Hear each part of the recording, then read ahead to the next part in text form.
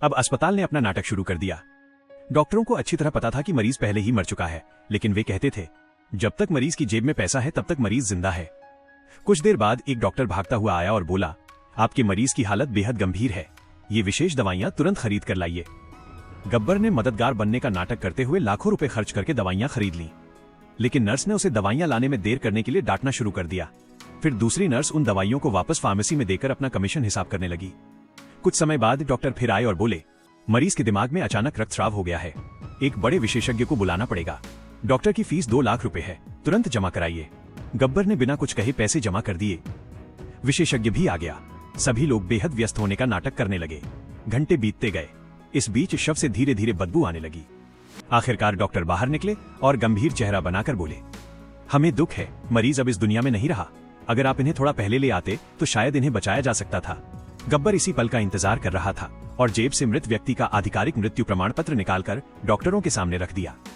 प्रमाण पत्र में दर्ज मृत्यु का समय अस्पताल लाए जाने से कई घंटे पहले का था। गब्बर गुस्से में बोला, जब मरीज पहले ही मर चुका था तो तुम लोग 6 घंटे तक अंदर क्या करते रहे? डॉक्टरों के पास कोई जवाब नहीं था। तभी एक डॉक्टर घबराकर प्रमाण पत्र छीनने लगा और उसे मुंह में डालकर चबाने की कोशिश करने लगा।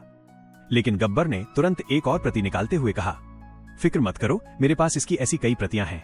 ये सुनते ही अस्पताल प्रबंधन के होश उड़ गए। गब्बर ने इलाज के नाम पर लिए गए सारे पैसे वापस करने और मृतक के परिवार को भारी मुआवजा देने की मांग की। अपनी बदनामी से बचने के लिए अस्पताल को मजबूर होकर उसकी बात माननी पड़ी। लेकिन गब्बर यही नहीं रुका।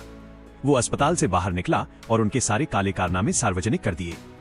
कुछ ही समय में हजारों पीड़ित परिवार अस्पताल के बाहर जमा हो गए। संयोग से उसी समय अस्पताल के मालिक की गाड़ी वहां आ पहुंची। भीड़ को देखकर वो बंदूक लेकर बाहर निकला और सबको धमकाने लगा। लेकिन वो उन लोगों का दर्द नहीं समझ पाया जिन्होंने अपने प्रियजनों को खो दिया था। गुस्साई भीड़ उस पर टूट पड़ी।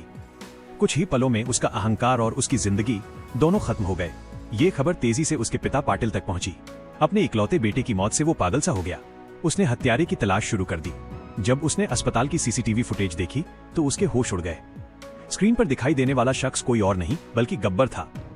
पाटिल बड़बड़ाया, असंभव, मैंने तो इसे 5 साल पहले ही मार दिया था।